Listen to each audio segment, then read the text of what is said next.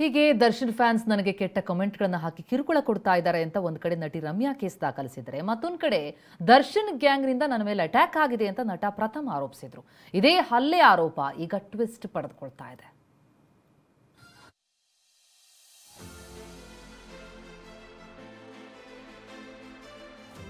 ಪ್ರಥಮ್ ಮೇಲಿನ ಹಲ್ಲೆ ಯತ್ನ ಆರೋಪಕ್ಕೆ ಟ್ವಿಸ್ಟ್.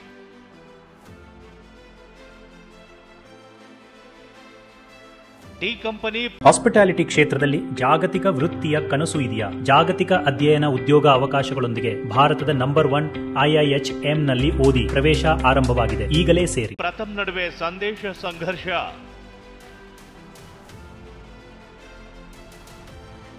ಅವತ್ತು ಜುಲೈ 22.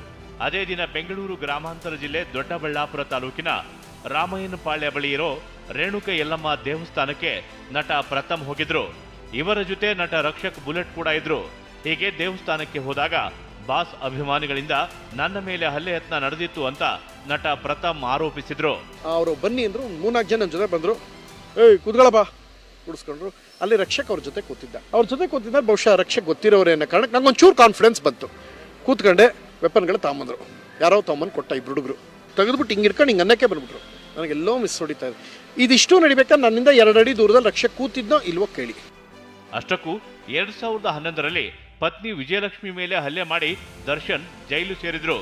ಈ ವೇಳೆ ಜೈಲಿನಲ್ಲೇ ಇದ್ದ ಬೇಕರಿ ರಘು ದರ್ಶನ್ಗೆ ಎಲ್ಲ ವ್ಯವಸ್ಥೆ ಮಾಡಿಸಿದ. ಅಂದಿನಿಂದ ದರ್ಶನ್ ಫ್ಯಾನ್ ಆಗಿದ್ದ ಬೇಕರಿ ರಘು ಜುಲೈ 22ರಂದು ದೇವಸ್ಥಾನದ ಬಳಿಯೇ ಬರ್ತ್ಡೇ ಪಾರ್ಟಿ ಮಾಡಿಕೊಂಡಿದ್ದ. ಇದೇ ರಘು ಪ್ರಥಮ್ನನ್ನ ಕರೆದು ಡ್ಯಾಗರ್ನಿಂದ ಹಲ್ಲೆಗೆ ಯತ್ನಿಸಿದ್ದ ಅಂತ ಆರೋಪಿಸಲಾಗಿದೆ.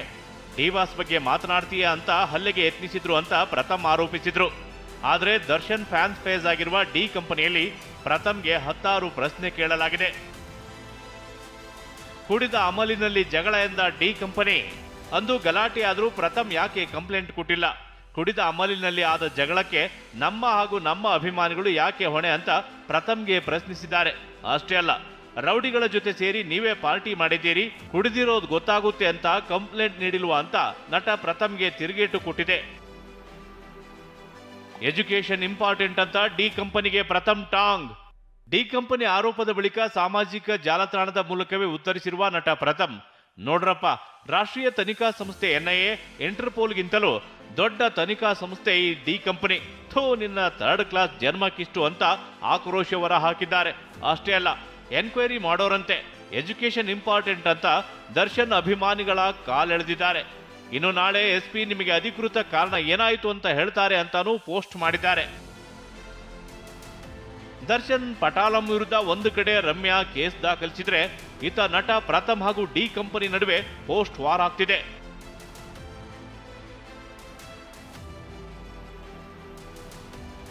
ಮಾಲ್ತೇಶ್ ಜಗೀನ್, TV9 ಬೆಂಗಳೂರು.